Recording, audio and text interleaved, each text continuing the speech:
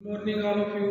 मैं Ranjit Singh Gurugram teacher training college Chak 5 Belam Shri Vijaynagar के YouTube channel में आप सभी का स्वागत करता हूं। अपने शिक्षण विषय विज्ञान के जो हम का अध्ययन कर रहे थे, कल अपने इसके अंदर रसायन विज्ञान शिक्षण विषय जो है केमिस्ट्री कहते हैं जिसको, उसका अध्ययन किया था। तो उसके अंदर अपने शिक्षण विधियों को शुरू किया था कल। तो शिक्षण विधियों के अंदर अपने कल जो है एक शिक्षण विधि का अध्ययन पूरा कंप्लीट कर लिया था।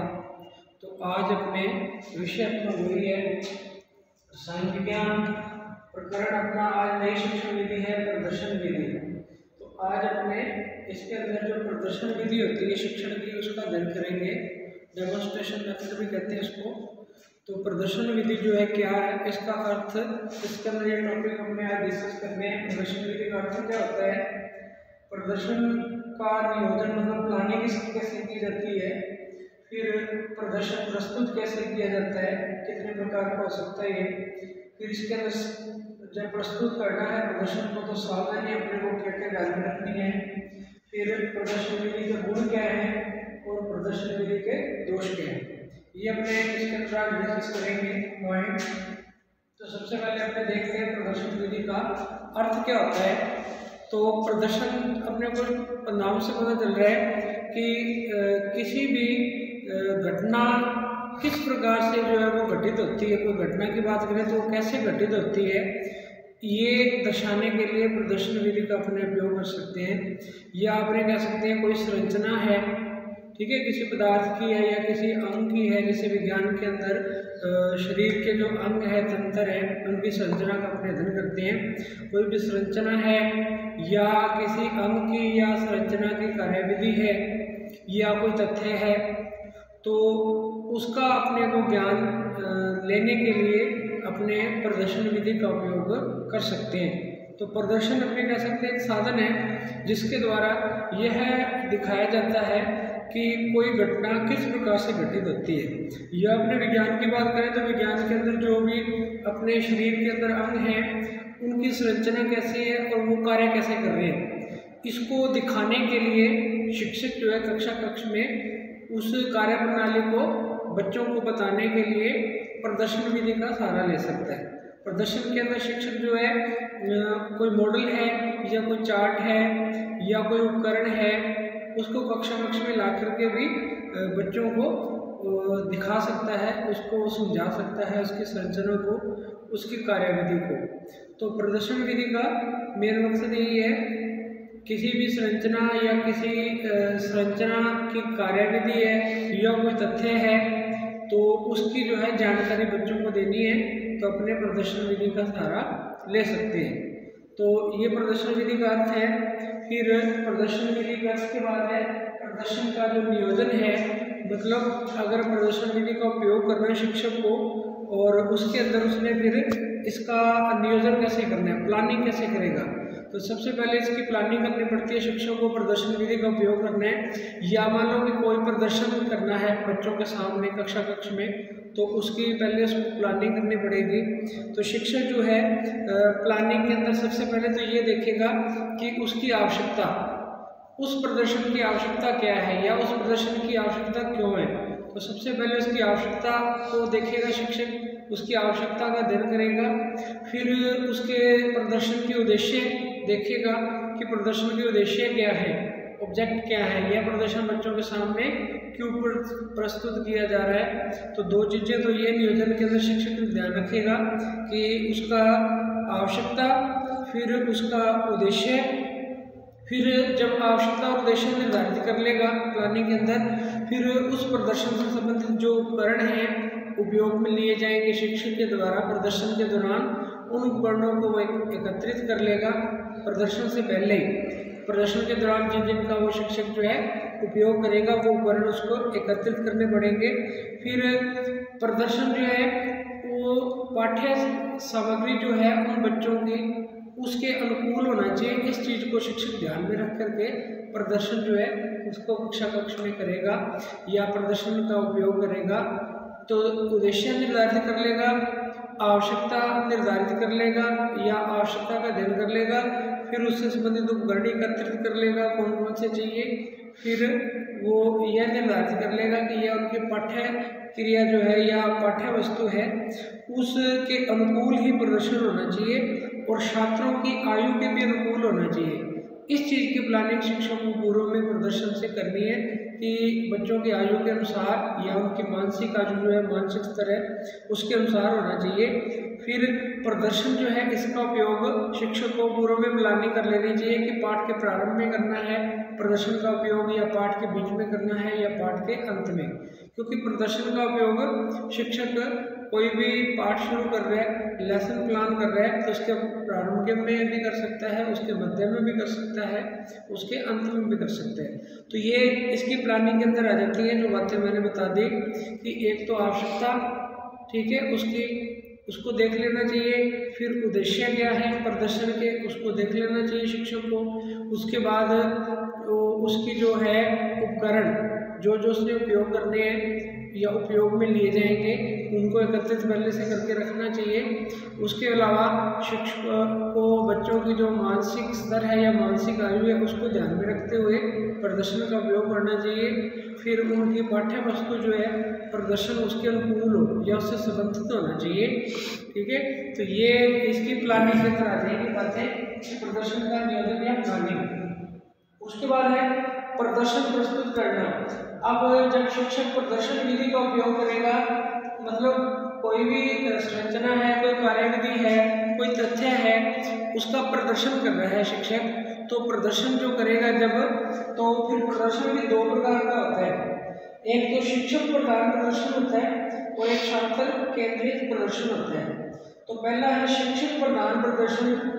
अपने को इसमें नाम से पता चल रहा है शिक्षक प्रधान के अंदर शिक्षक की भूमिका मुख्य रहती है, बच्चों की भूमिका गौण रहती है। मतलब प्रदर्शन शिक्षक प्रस्तुत करता है, बच्चे उस प्रदर्शन को सिर्फ देखते हैं या उसको अच्छे से समझते हैं, और इसमें शिक्षक प्रधान रहता है, बच्चों की भूमिका गौण रहती है। इसके अंदर मुख्यतः हस्त कौशल से संबंधित प्रदर्शन हो सकते हैं, क्योंकि जो हस्त कौशल से संबंधित प्रदर्शन है वो शिक्षक पहले बच्चों को करके दिखाएगा। जैसे प्रयोगशाला के अंदर कोई प्रयोग करना है तो पहले शिक्षक जो है सभी बच्चों को समय करके दिखाएगा कि इस प्रयोग को कैसे किया जाएगा, तो उसके बाद बच्चे उसको फिर समय करेंगे। तो ये शिक्षक प्रधान हो जाएगा। हस्त कौशल से संबंधित जो ज़्यादा प्रदर्शन है वो शिक्षक प्रधान हो सकते हैं, क्योंकि पहले शिक्षक उनको करके दिखाएगा बच्चों को, तो उसके बाद बच्चे भी उसको करेंगे। तो दूसरा है अपने पास है छात्र केंद्रित प्रदर्शन। छात्र केंद्रित प्रदर्शन जो है इसमें भी शिक्षक की भूमिका तो रहती है, लेकिन इसमें बच्चे भी साथ में शिक्षक के सहभागी होते हैं। मतलब शिक्षक और बच्चे दोनों मिलकर के इस प्रकार का प्रदर्शन जो है उसको करते हैं, और शिक्षक जो है बच्चों के साथ मिलकर के या उनका मार्गदर्शन करते हुए उनसे कार्य करवाता है, और शिक्षक की देखरेख के अंदर बच्चे जो है प्रदर्शन करते हैं। इसमें सभी जो छात्र हैं उनकी सहभागिता रहती है, और बच्चे जो है इस प्रदर्शन में रुचि भी ज़्यादा लेते हैं, क्योंकि छात्र केंद्रित है। बच्चे जब समय किसी कार्य को करते हैं तो उसके प्रति उनकी रुचि भी बढ़ती है, और जो उससे उनको ज्ञान मिलता है वो भी स्थायी होता है। तो इस प्रकार यह छात्र केंद्रित अधिगम है ये वाला, और ये शिक्षक केंद्रित अधिगम है। तो प्रदर्शन दो प्रकार के हो सकते हैं, शिक्षक प्रधान प्रदर्शन जिसमें शिक्षक पहले बच्चों को करके दिखाता है, बच्चे सिर्फ देखते हैं या सुनते हैं। छात्र केंद्रित जिसमें शिक्षक और छात्र दोनों मिलकर के कार्य करते हैं और उसको जो है पूर्ण करते हैं। फिर है प्रदर्शन प्रस्तुत करते समय सावधानियां। जब प्रदर्शन प्रस्तुत कर रहे हैं या प्रदर्शन विधि का उपयोग कर रहे हैं तो उस दौरान शिक्षक को क्या क्या सावधानियां रखनी चाहिए, या बच्चों को किन किन सावधानियों को ध्यान में रखते हुए प्रदर्शन जो है उसका उपयोग करना है। तो शिक्षक किन किन सावधानियों को ध्यान में रखेगा इसकी बात अपने करनी है। तो पहले तो जो प्रदर्शन है वो समस्त छात्रों को दिखाई देना चाहिए। शिक्षक कक्षा कक्ष के अंदर कोई संरचना को प्रदर्शित कर रहा है, किसी अंक की कार्यप्रणाली या किसी उपकरण की कार्यप्रणाली समझा रहा है, या कोई मॉडल को समझा रहा है, या कोई चार्ट से किसी तथ्य को समझा रहा है, तो वो प्रदर्शन कक्षा कक्ष के अंदर सभी बच्चों को अच्छे से दिखाई देना चाहिए।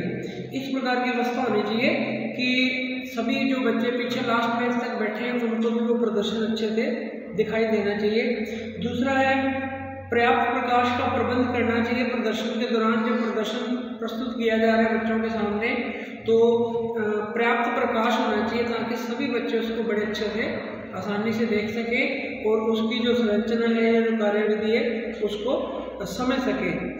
साधारण उपकरण उपयोग में लेने चाहिए। प्रदर्शन के दौरान शिक्षक जो उपकरण उपयोग में ले रहा है वो उपकरण जो है साधारण होने चाहिए ताकि बच्चे भी उन उपकरणों का बाद में अच्छे से उपयोग कर सके। अगर जटिल संरचना वाले उपकरण शिक्षक उपयोग में लेगा तो हो सकता है कक्षा कक्ष के अंदर कुछ बच्चे उसका उपयोग बाद में ना कर सके। इसलिए शिक्षक को उन उपकरणों का उपयोग करना चाहिए प्रदर्शन के दौरान जो साधारण हो और सभी बच्चे बाद में उनका उपयोग आसानी से कर सके। प्रदर्शन पाठ की आवश्यकता अनुसार प्रदर्शन करने चाहिए। जिस पाठ के अंदर कोई तथ्य है, कोई संरचना है, कोई विषय वस्तु है जो प्रदर्शन के योग्य है तो ही प्रदर्शन का उपयोग करना चाहिए या प्रदर्शन प्रस्तुत करना चाहिए।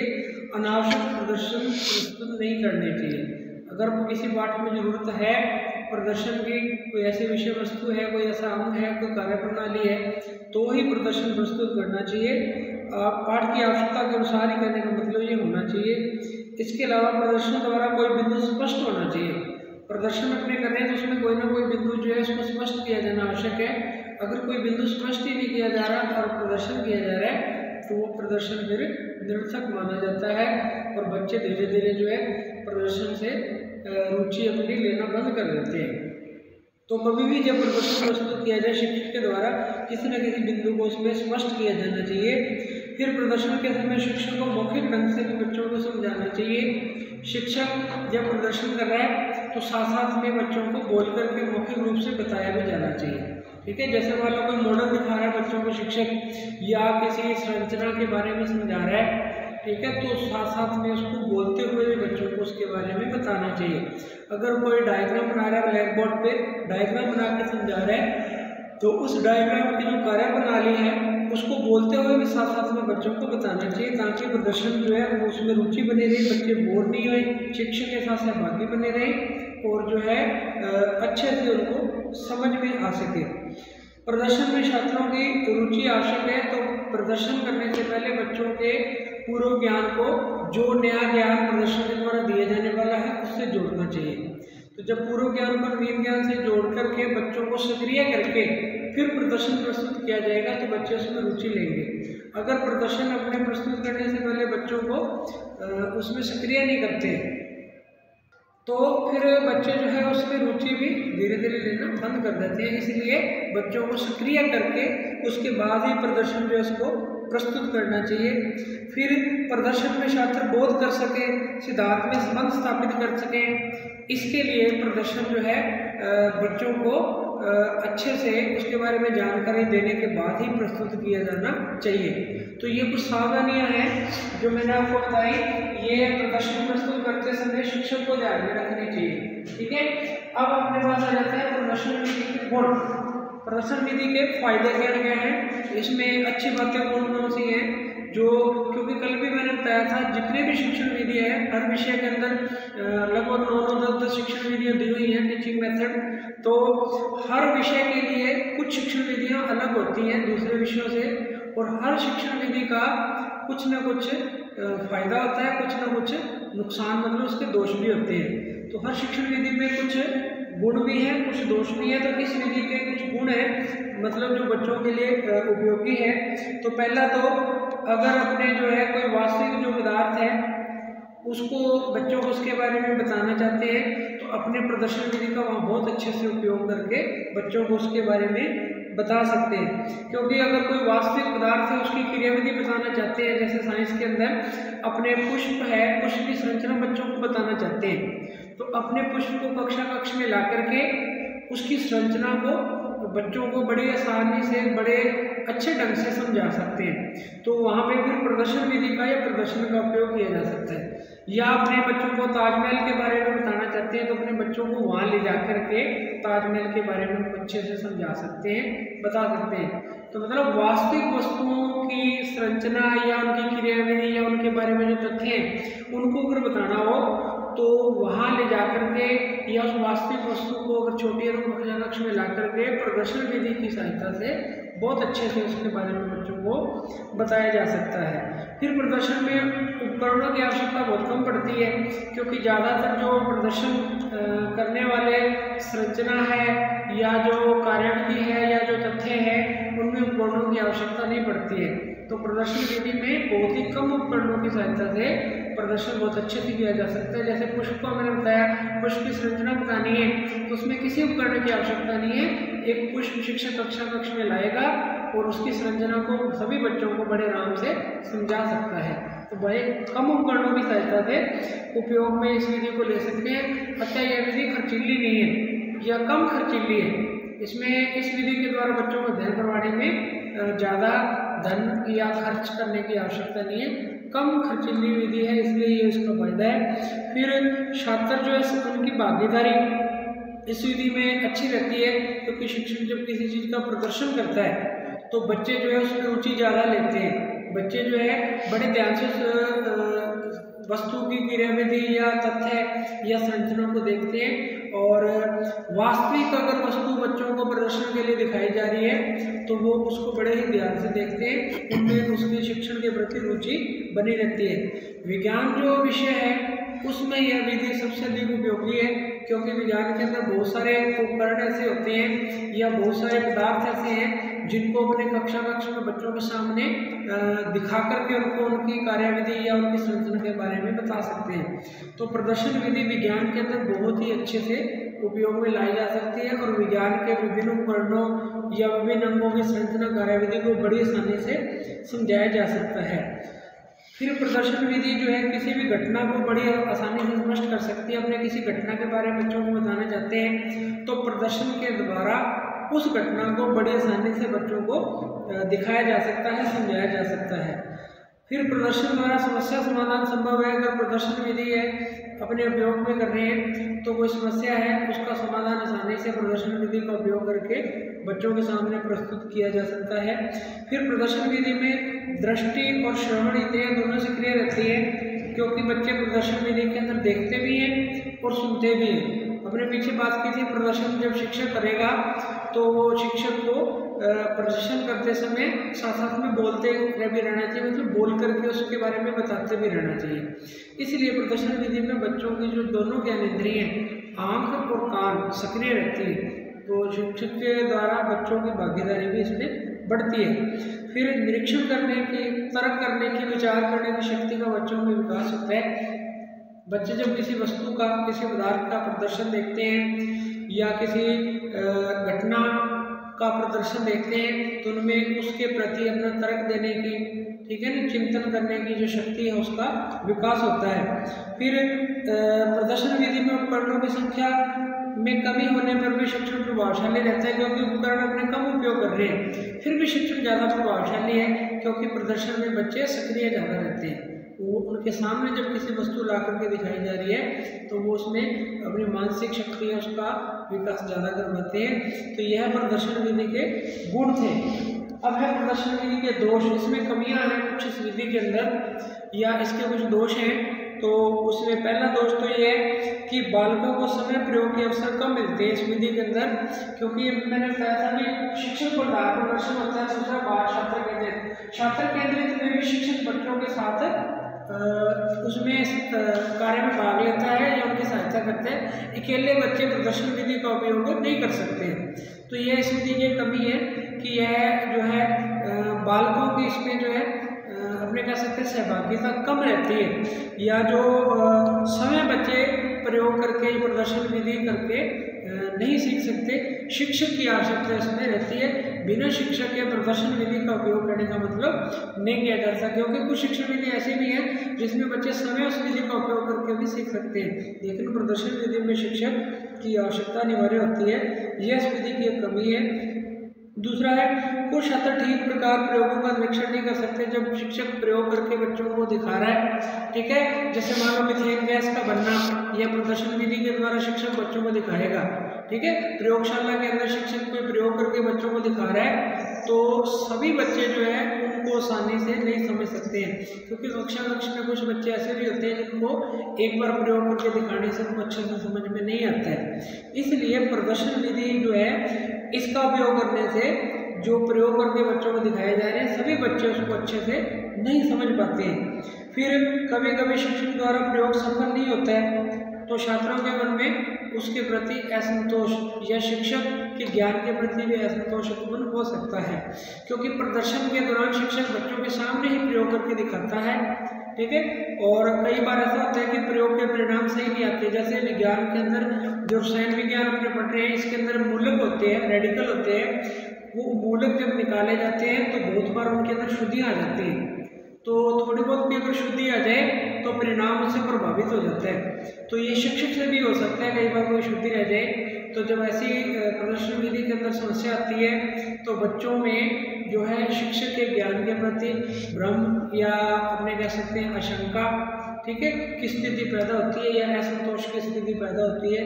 यह भी इस विधि की कमी है। फिर इस विधि द्वारा विषय वस्तु के सामान्य ज्ञान का ही प्रदर्शन हो सकता है, विशेष ज्ञान का प्रदर्शन नहीं हो सकता। तो ये जो प्रदर्शन विधि है इसमें जो सामान्य ज्ञान है, सामान्य जानकारियाँ हैं, सामान्य प्रयोग है, उनका प्रदर्शन कर सकते हैं। जो विशेष प्रकार के संचरण करने वाले प्रयोग हैं उनको अपने प्रदर्शन विधि के द्वारा उपयोग में नहीं ले सकते हैं। फिर छात्रों के बड़े समूह जो है प्रदर्शन प्रभावी नहीं होते। अगर कक्षा बहुत बड़ी है या बड़ा समूह है तो उसमें फिर अपने प्रदर्शन विधि से सभी बच्चों को एक साथ अच्छे से नहीं समझा पाते हैं, नहीं उनको ज्ञान जो है दे पाते हैं। तो प्रदर्शन विधि बड़े समूह की कक्षा के लिए उपयोगी नहीं हो सकती है। फिर कभी भी प्रदर्शन पूर्व की अपूर्ण तैयारी उसको प्रभावित कर देती है। अगर प्रदर्शन से पहले उसकी पूर्ण रूप से अच्छे से तैयारी नहीं की गई है तो वो प्रदर्शन को प्रभावित करती है और उसके द्वारा जो ज्ञान दिया जा रहा है वो ज्ञान भी अस्थायी होता है और बच्चे उसको अच्छे से समझ नहीं पाते हैं। तो ये अपनी जो थी प्रदर्शन विधि कंप्लीट है यहाँ पे, ठीक है। तो अपने ध्यान में रखना है प्रदर्शन विधि में पहले तो प्रदर्शन विधि का अर्थ बता देना है, आपको मैंने जो बता दिया। फिर प्रदर्शन विधि का नियोजन मतलब प्लानिंग कैसे करेगा शिक्षक इसकी। फिर प्रदर्शन प्रस्तुत करेगा शिक्षक, तो प्रस्तुत करेगा दो प्रकार का हो सकता है, शिक्षक पर ज्ञान प्रदर्शन और छात्र केंद्रित प्रदर्शन। फिर जब शिक्षक प्रदर्शन प्रस्तुत करेगा उन तुरंत को सावधानी क्या ध्यान में रखनी है ये बता दोगे आप। फिर प्रदर्शन विधि के गुण क्या है, फिर प्रदर्शन विधि के दोष क्या है। तो ये प्रदर्शन विधि कंप्लीट है अपने, आप इसको अच्छे से देख लेना। किसी को कुछ समझ में नहीं आ रहा हो तो आप कमेंट बॉक्स में कमेंट करके पूछ लेना। आज के लिए इतने, कल अपने जो है नई शिक्षण विधि शुरू करेंगे। Thank you.